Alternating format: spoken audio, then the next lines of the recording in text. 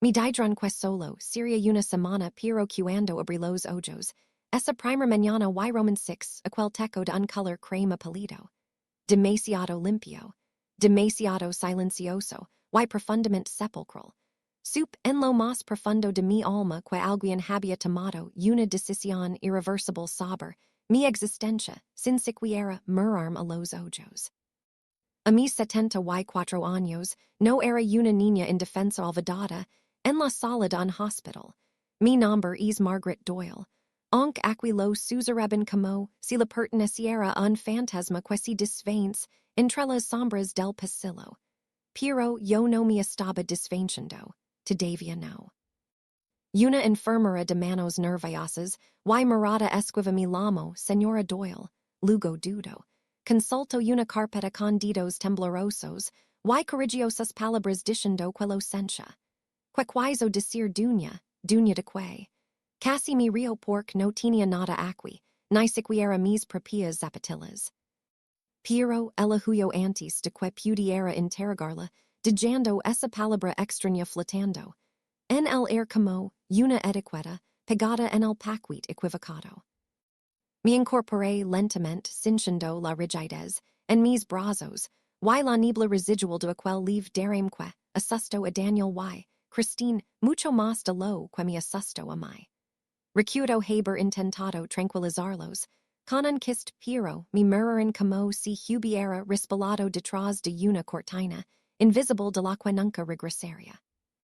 El miedo hace cosas, extrañas a los hijos incluso, cuando esos hijos, ya tienen 40 o 50 años, y se creen dueños de la verdad absoluta. De pronto un golpe, suave y calculado sonó en la puerta. Un hombre joven de traje impecable, cabello perfecto y una sonrisa ansiada entró presentándose como Leonard. El director del centro. Hablaba como si yo llevara meses ali y no apenas unas horas, diciendo que estaban agradecidos de tenerme, y que mis hijos didron que necesitaba un entorno tranquilo mientras se solucionaban los arreglos. Que arreglos? Pregunté con la voz firme, pero él solo sonrió diciendo que las transiciones pueden ser estresantes. La forma en que pronunció la palabra transición me hizo sentir como si yo tuviera un pie en la tumba, y el otro en el olvido absoluto. Cuando se fue busqué mi bolso aliviada de que no hubiera desaparecido, como el resto de mi vida. Mi teléfono estaba cargado, pero no había mensajes, ni llamadas perdidas de Daniel, o Christine a pesar de sus promesas de vigilarme constantemente. Llamé a ambos y solo obtuve el buzón de voz, un silencio que pesaba más que el plomo. Al levantarme noté que la habitación era demasiado modesta per la fortuna que debían estar cobrando. Un salón viejo, una comoda sin pomo y una foto de una playa, en la que jamás estuve. Miré por la ventana el jardín, impecable donde otros residents, eran empujados en sillas de rutas, con los ojos vacíos, y la cabeza agacha. Siempre temi perder la razón pero perder mi lugar, en el mundo se sentia infinitamente peor. Una voz suave interrumpió mis pensamientos, avisando que el desuno estaba listo, y que el señor quinquería verme porque yo era la dueña. Esa palabra otra vez, martelando mi sin. En el comedor sentí el instinto de mis años, en la tienda de herramientas. Ese olfato para detectar cuando algo está mal. No un era ruidoso sino un mal silencioso que echa raíces. Noté que el personal me miraba y luego, desviaba la vista susurrando, intradins mientras mis ojos, se clavaban en una puerta entreabierta marcada como administración donde una sombra alta y controlada me observaba. Al terminar caminé, hacia la oficina del señor quien ignorando el temblor de mi mano derecha. No era miedo, era algo mucho más afilado, una rabia antigua que comenzaba a arder. En la puerta Roman 6, una placa de latón que decía Harold Quinn, director, pero debajo en letras pequeñas le algo que me corto al aliento. En leyes de registros de propiedad y arreglos de propietarios. En ese instante exacto comprendí que no estaba ali para recuperarme. Estaba ali porque alguien tenía planes, para mi vida que no tenía nada que ver con mi salud y to do que ver con lo que pasía. Empuje la puerta y herald levanto, la vista con una confianza casado a su rostro. Mi pidio que mi sentara pero mi quede de pi prigantando, porque todos mi lama bendunya. Hubo un destello de molestia, en sus ojos. No por la pregunta sino por la hais demasiado pronto. Dijo que era un error del sistema, pero su insistencia, en que mi sentara dilataba su urgencia por controlarme. Finalmente cedi por mis piernas, flaquiben y no quería que viera mi debilidad. Me informó que mis hijos, firman papels de admisión, notas médicas, seguros y una tutela temporal debido a mi salud. Sentí que la sangre abandonaba mi rostro al escuchar la palabra tutela. Yo nunca acepté eso, pero él respondió, con una amabilidad cruel, que tuvieron que actuar rápido por mi bien. Pedí ver los papels y cuando deslizo la carpeta nete, que la firma, en la primera pagina escrita con trazos fuertes, no era la mía. No tenía mi inclinación, ni el rizo de la letra, que nunca pude desaprender. Esa firma era un fraud absoluto. Un golpe, en la puerta interrumpió el momento, y una empleada entró avisando que los auditors preguntaban por la dueña. Al verme sequido galida y pidió disculpas. Exigí copias de todo, pero Harold endureció la mirada, diciendo que mis hijos confiaban en ellos, y que debía descansar. Le respondí que he manjado cosas, toda mi vida, y no voy a empezar a entregarlas ahora. Al salir sentí su mirada cuando mi espalda y al llegar a mi habitación descubrí con horror que mi maleta estaba totalmente desempacada. Mi ropa doblada, mis cosas alineadas, mi vida entera había sido organizada sin mi permiso como si yo no tuviera voz ni voto. Un mensaje de Christine ligó a mi móvil diciendo que no me estresara, que descansara, que pronto explicarían todo, explicar que exactamente. Me pregunté, mientras las piezas del rompecabezas empezaban a encajar de la forma más sinistra posible. Al día siguiente el silencio era, aún más denso, y tras un desayuno amargo recibí una llamada de mi banco para verificar una transferencia significativa por la venta de mi propiedad. Sentí un peso gelido en el estómago cuando la empleada confirmó que mi casa, mi jardín y mis recaudos habían sido vendidos la semana pasada y los fondos transferidos ayer. Casi caigo al suelo pero me sostuve de la pared mientras me informaba que mi propia firma aparecía en los documentos de cierre. Pedí copias por correo y al abrirlas Roman 6 que el fraud era total. Alguien usó un poder notarial que jamás otorgué. Leonard apareció en mi puerta preguntando si estaba bien y cuando le dije que sabía lo de la venta. Su expresión no cambió pero sus ojos buscaron el guión correcto para seguir manipulándome. Llamé a Christine y cuando finalmente respondió su voz brillaba con esa alegría falsa que oculta la culpa. Me dijo que hicieron lo mejor para mí porque no podía vivir sola. Que el dinero estaba siendo manjado por Daniel porque encontró una oportunidad. Mi lamo exagerado y colgo de jandom en un vacío absoluto. Es increíble lo silenciosa que pude ser la ira mi edad. Si hund como una piedra en el fondo d'un lago. Mi casa si había ido pero yo segui aquí y eso sospechaba que iba a ser un problema para alguien. Empecé a notar detalles que antes ignoraba. Cajones linos de formularios sin firmar. Carros de medicación con etiquetas extrañas y susurros constants, cada vez que pasaba por administración. Una resident si me acercó, en el salón susurrandom que yo era la nueva dueña porque eso le dieron al personal el mes pasado, mucho antes de que yo llegara. Entré en la oficina de administración cuando no había nadie y Roman 6 mi nombre en una carpeta con la etiqueta de participaciones inmobiliarias. Un joven contador me encontró, y muerto de miedo me confesó, que el centro estaba quebrado, y que la transferencia de propiedad a mi nombre era para aprovecharlo del cierre. Mis hijos habían ofrecido mi nombre como un escudo, para salvar un negocio hundido en deudas. Si las deudas no se pagaban la responsabilidad legal quería sobre mí, sobre Margaret Doyle. Regrese a mi cuarto y mi encerré, cinchando quelas paredes si saraban saber mai. Piero no tinea panico. El panico es para quins, on creen que puden perder lo to do, y yo ya lo había perdido. Emily, la enfermera, mi aviso que quin queria mantenerme comoda. Una palabra que usan cuando no planean dart options. Piero yo no estaba ali para estar comoda. Recordé quien era, la mujer que manjo una tienda, que crió hijos, que sobrevivió a tormentas y sup que aunque pensaran que la edad mi hasha inofensiva, estaba a punto de recordarles, como lucha una mujer que no tiene nada que perder. Harold vino a mi habitación con su sonrisa de depredador diciendo que debíamos finalizar los documentos restantes Piero le advertí que no firmaría nada. Su mascara se rompió y mi amenazo, diciendo que mis hijos enfrentarían consecuencias, si no cooperaba. Usa la culpa como un arma pero yo ya no era su blanco. Esa noche no dormí. Planeé cada movimiento, con la precisión de un relojero, y cuando Lily, mi nieta, me envió un mensaje preguntando si estaba bien sup que tenía una aliada. Ella ligó como un huracán de verdad, en aquel desierto de mentiras.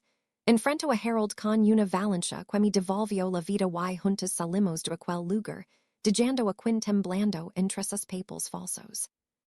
Fuimos a ver a un abogado que confirmó, que lo que hicieron mis hijos y Harold era un delito federal, un esquema de explotación de ancianos para cubrir deudas corporativas.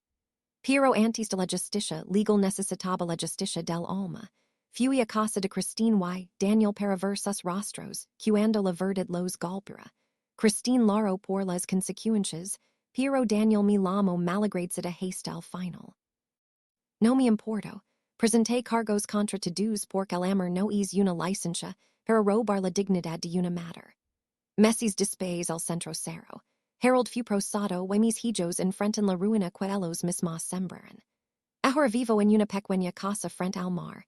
Mi nombre está en la escritura firmado con mi propia mano, y aunque el silencio de mis hijos duele la libertad sabe mucho mejor. Si estás escuchando esto, recuerda que tu voz no mura con los años. Solo mura si de jazz, que otros hablan por ti. No permitas que nadie escriba el final de tu historia, sin tu permiso porque incluso, en el invierno de la vida si, puden quemar los puentes que nos mantenían cautivos. La mañana en que decidí que no sería una víctima más comens, con un frío que se calaba en los huesos pero, que me devolvía una lucidez aterradora. Mientras observaba a través de la ventana de mi habitación, como la niebla envolvía el jardín del centro. Comprendí que la traición de mis propios hijos, Daniel y Christine, era una herida que no cerraría con el tiempo, sino con la justicia. Sabía que Harold Quinn me vigilaría de cerca, tras mi negativa afirmar. Así que decidí usar su propia argancia, en su contractuando como la anciana frágil, que él quería ver mientras, mis oídos, recolectaban cada secreto sucio que flotaba en los pasillos. Salí de mi habitación caminando, con una lentitud exagerada, apoyándome confusa en mi bastón para que el sonido rítmico de la madera contra el suelo distrajera a las enfermeras de mi verdadero destino.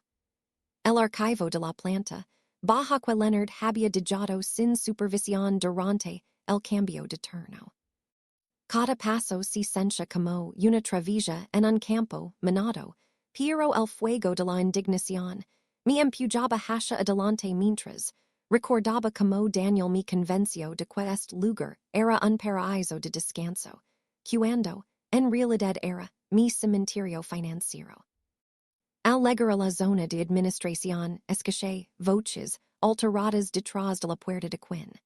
Era Daniel, mi propio hijo, cuya voz sonaba cargada de una desesperación que nunca la había conocido, diciendo que el banco no esperaría más y que si mamá no firmaba el traspaso de las deudas del centro a su nombre personal todos irían a la cárcel por el fraud de la casa.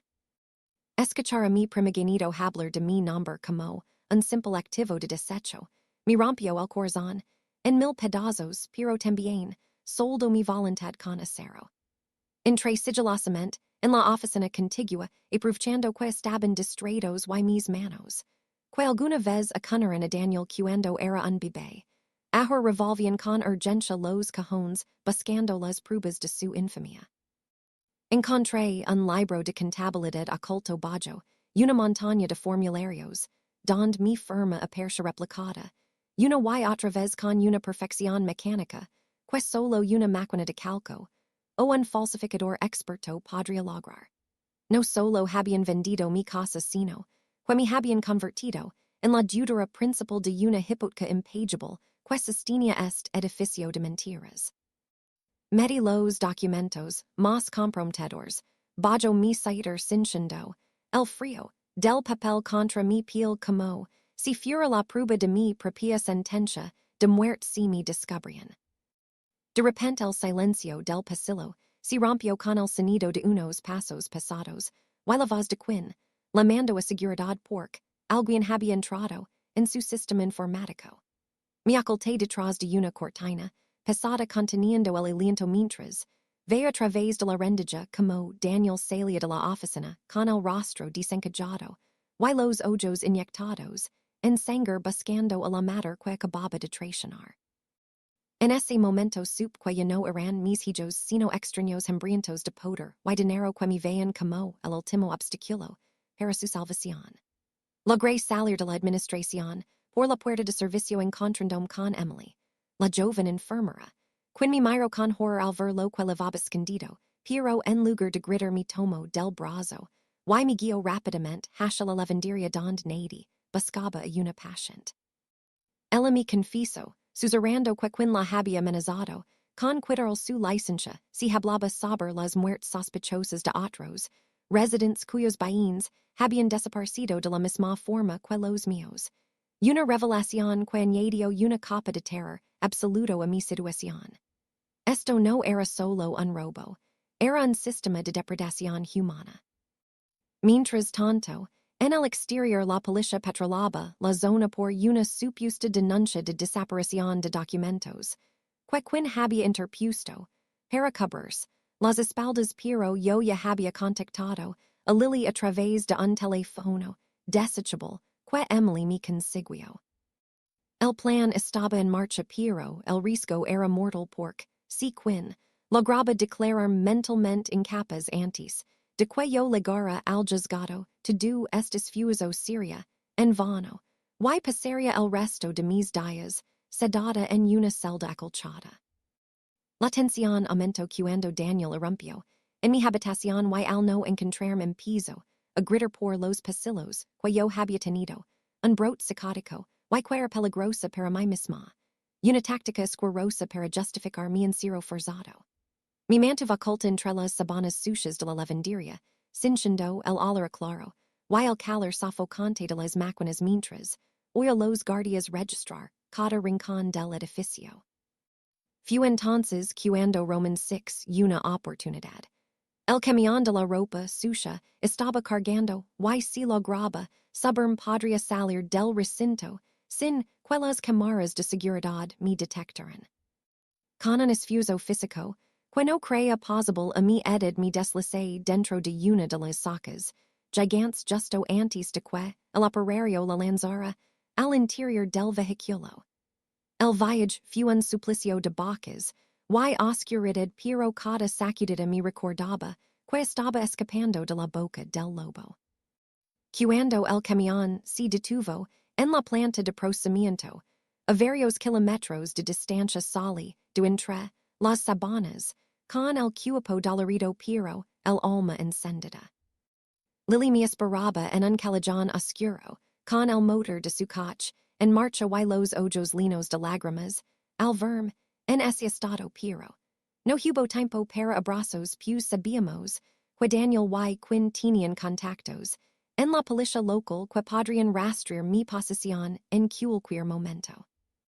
Fuimos directamente a un hotel discreto donde el abogado que Lily había contratado nos esperaba con una expresión de gravedad absoluta, al revisar los documentos que yo había rescatado. Era mucho peor de lo que imaginamos, y que Daniel no solo había vendido mi casa sino que había utilizado mis ahorros de toda la vida para pagar las deudas de jugo de Leonard Quinn en un casino clandestino, crindo una red de extorsión mutua. Mientras el abogado redactaba la demanda de emergencia mi teléfono sonó. Era Christine Lorando, desconsoladamente diciendo que Daniel se había vuelto loco y que estaba buscando con una escopeta en la mano llorando, que no dejaría que yo arruinara su vida. No sabía si creerlo o si era otra trampa, para hacerme revelar mi ubicación, pero el miedo de una matter siempre deja una rendija aberta para la duda. Decidí no responder y apagar el dispositivo centrando toda mi energía en la declaración jurada que debía presentar al amanecer.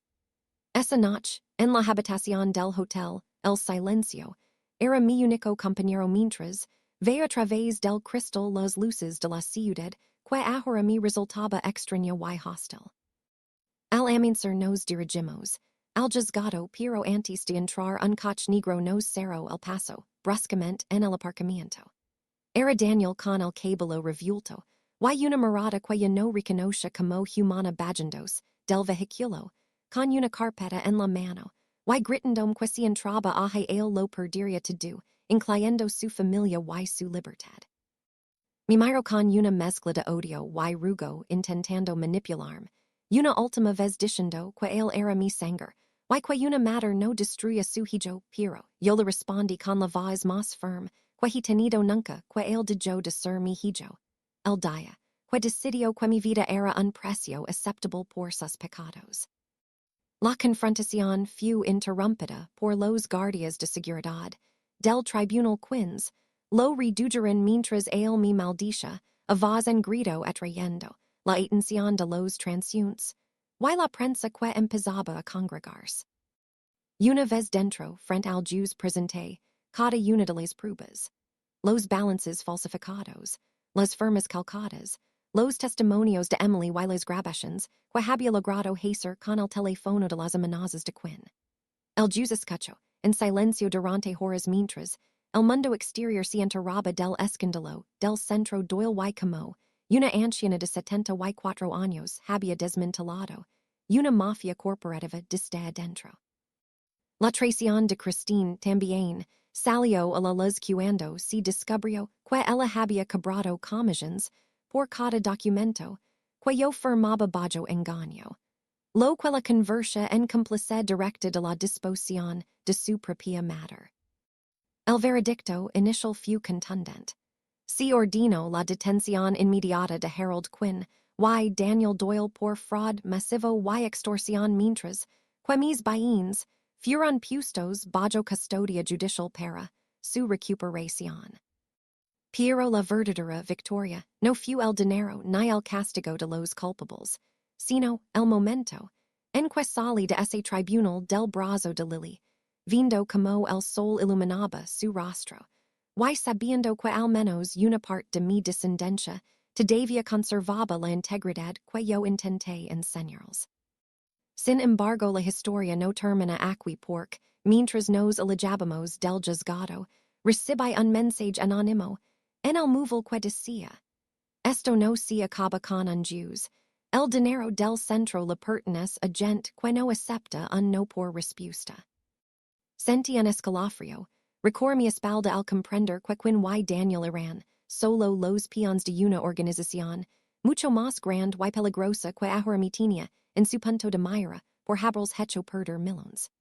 Regresamos a la casa de seguridad, que el abogado nos proporcionó, pero la sensación de ser observadas no dispersa, y cada coche que pasaba por la calpercha, un depredador acechando.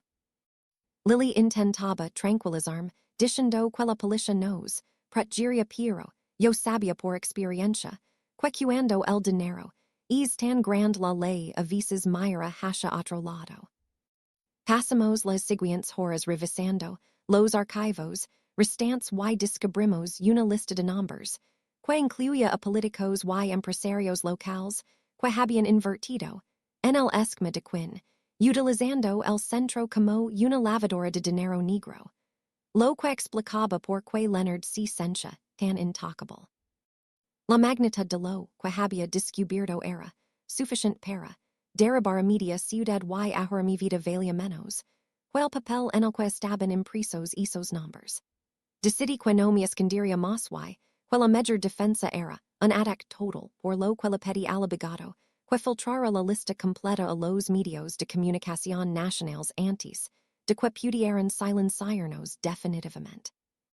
Mientras el archivo se cargaba, en el servidor de noticias escuchamos, el sonido de cristales rompiendos, en la planta baja y el eco de unos pasos pesados, subiendo las escaleras. Alguien había encontrado nuestra ubicación, y no venía a parlamentar. Lily se escondió en el armario mientras yo me quedaba, frente a la puerta con el bastón en la mano, y el corazón latiendo con una fusa que amenazaba con romperme las costillas. La puerta se abrió de golpe, revelando a un hombre que no conocía pero, que traía en sus ojos la frialdad de quien ejecuta una orden sin preguntar. Pero justo cuando iba a avanzar las serenas de la Policía Nacional, que Lily había llamado, en secreto, empezaron a oler en la entrada obligándolo a retroceder y escapar por la ventana. Estábamos a salvo por ahora pero la guerra acababa de escalar a un nivel que nunca imaginé, al salir de mi habitación crema, en el centro de descanso. La traición de mis hijos me había quitado, el hogar pero me había dado una misión. Limpiar el nombre de Margaret Doyle y asegurar que nadie más fuera devorado por la maquinaria de Quinn. Mientras la policía acordonaba la casa Lily me abrazo confusa y por primera vez en este largo viaje me permití llorar. No por lo que perdí sino, por la mujer en la que me había convertido para sobrevivir. Mi nombre ya no era un susurro en los pasillos de un asilo sino un grito de guerra en las portadas de los diarios. Pero la pregunta seguía en el aire. Sería capaz de perdonar a mis hijos algún día o la sangre era una duda que ya no podía cobrarse. El camino hacia la libertad estaba lleno de espinas y yo apenas estaba empezando a caminarlo. El aire de la ciudad se sentía cargado de una electricidad estática mientras nos dirigíamos a la última audiencia. Aquella donde no solo se decidiría el destino de los bienes robados, sino el futuro de las almas que alguna vez llamé familia. El asedio en la casa de seguridad me había dejado claro que los hilos de Harold Quinn legaban mucho más profundo de lo que cualquier auditoria podría revelar. Pero también me recuerdo que a mis 74 años el miedo ya no era una jola sino un combustible para mi determinación. Lily conducía en silencio, con los nudillos blancos apretando el volante, mientras yo sostenía en mi regazo la carpeta roja que contenía el golpe final contra la organización que usó mi nombre como papel de desecho. Al llegar al tribunal, una multitud de reporteros nos radio como buiters buscando la corona de un escándalo familiar. Pero caminé entre ellos, con la espalda recta y la mirada fija en el horizonte, ignorando los flashes que intentaban capturar la fragilidad que ya no me pertenecía. Dentro de la sala, el ambiente era gélido. Daniel estaba sentado a la derecha, con un traje que ya no le gustaba bien y el rostro hundido en una amargura que le hacía parecer más viejo que yo, mientras Christine evitaba mi mirada salazando en un pañuelo de seda que probablemente yo misma le habría regalado en una Navidad mayor. Harold Quinn, escoltado por dos guardias, mantenía una expresión de piedra, aunque el sudor que brillaba en su sin dilataba que sabía que el suelo se estaba abriendo bajo sus pies. El juez inició la sesión con una voz que resonaba como el mazo de la justicia absoluta, llamandome al estrado para mi declaración final, y mientras caminaba hacia ese pequeño rincón de madera sentí el peso de cada mentira, de cada firma falsificada y de cada noche de soledad en aquella habitación crema del centro de descanso. Miré directamente a los ojos de Daniel y por un segundo Roman 6, al niño que alguna vez lloró en mis brazos. Pero esa imagen fue borrada de inmediato por el recuerdo de él vendiendo mi hogar mientras yo me recuperaba de un derrame cerebral. Comencé a hablar, no con odio, sino con la autoridad de quien ha sobrevivido al naufragio de su propia descendencia, Ditalando como cada palabra de quin era, una soga y cada silencio de mis hijos era, un nudo que apretaba mi garganta. Presenté el archivo final, a quelque lili y yo habíamos recuperado, en la oscuridad. Don se demostraba que Daniel no solo era una víctima de quin, sino el arquitecto intelectual que propuso usar mi identidad para lavar los activos del casino. Una revelación que provocó un jadio colectivo, en la sala y que hizo que Christine se desplomara en su asiento al comprender la magnitud de la monstruosidad de su hermano. Daniel se puso de pie gritando que todo era una conspiración para destruirlo. Que yo no tenía las facultades mentales para testificar y que Lily me estaba manipulando para quedarse con la herencia. Pero el juz lo silencio con un golpe seco de mazo, advirtiendo que cualquier otro arrebato lo levaría directamente a una celda de aislamiento. Fu en ese momento cuando el joven contador, aquel que me había mirado con lástima en los pasillos del centro, entró por la puerta principal del brazo de un oficial de justicia, portando la grabadora original de las cámaras de seguridad, que quien crea haber barado.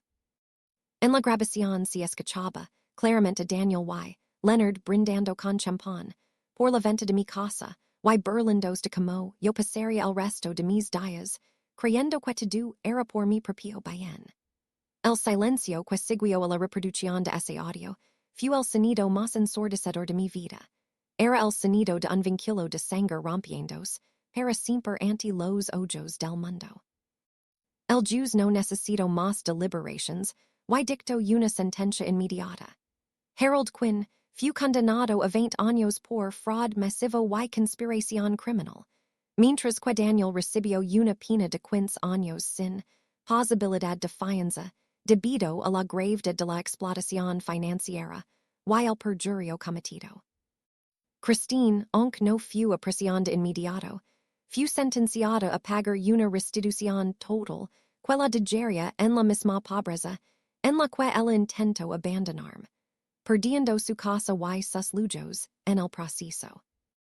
Al salir de la sala, Daniel me interceptó mientras los oficiales lo esposaban, con lágrimas de cocodrilo rogandome que retirara los cargos, diciendome que no sobreviviría en la cárcel y que yo era su madre. Pero lo miré con una compasión gélida y le respondí que una madre enseña sus hijos a ser hombres, no perecidos, y que su verdadera condena no era el muro de una prisión, sino el hecho de que yo no tenía un hogar al cual regresar porque él mismo lo había incendiado. Salimos a los escalones del tribunal bajo, un sol de mediodía que por fin calentaba mi piel, sintiendo que el air era más puro y que mi nombre, Margaret Doyle, volvía a brillar con la dignidad que mi padre me entregó al nacer. Pero el giro final de esta historia ocurrió esa misma tarde, cuando regresamos a la pequeña casa que Lily me había ayudado a conseguir. Al abrir la puerta, encontré un sobre lacrado que no tenía remittente, solo mi nombre escrito con una caligrafía elegante y antigua. Dentro había una lave de oro y una carta de un banco suizo, informándome que mi difunto esposo, previendo la ambición de nuestros hijos, mucho antes de enfermar, había depositado una fortuna en una cuenta fiduciaria que solo se activaría si yo alguna vez era despejada de mi hogar por mi propia familia. Resulta que yo no solo recuperaría mi dinero, sino que ahorraría los medios para comprar el edificio del centro de descanso que quien había arruinado, pero no para lucrarme, sino para convertirlo en el refugio de ancianos más humano y honesto del país, un lugar donde nadie más tuviera que despertar viendo un teco crema sin su consentimiento. Decidí que mi vida no terminaría en el retiro, sino en la reconstrucción, demostrando que los 74 años uno no solo puede reclamar su pasado, sino que puede diseñar el futuro de toda una comunidad. Lily me miró con orgullo, y supe que la sería la encargada de continuar este legado de integridad, asegurando que la sangre de los Doyle volviera a significar lealtad y no traición.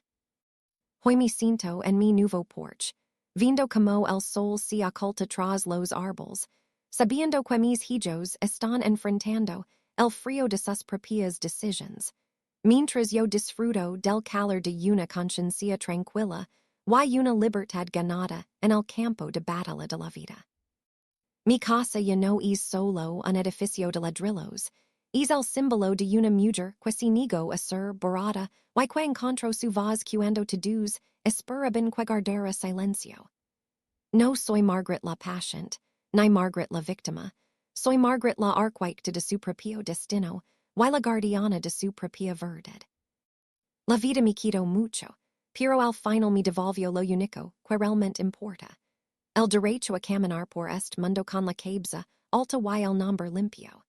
Si has legado haystack conmigo, recuerda siempre que la vejez no es el final del camino, es el momento donde las sombras se alargan, pero la luz se vuelve más intensa para aquellos que se atreven a defender lo que es suyo.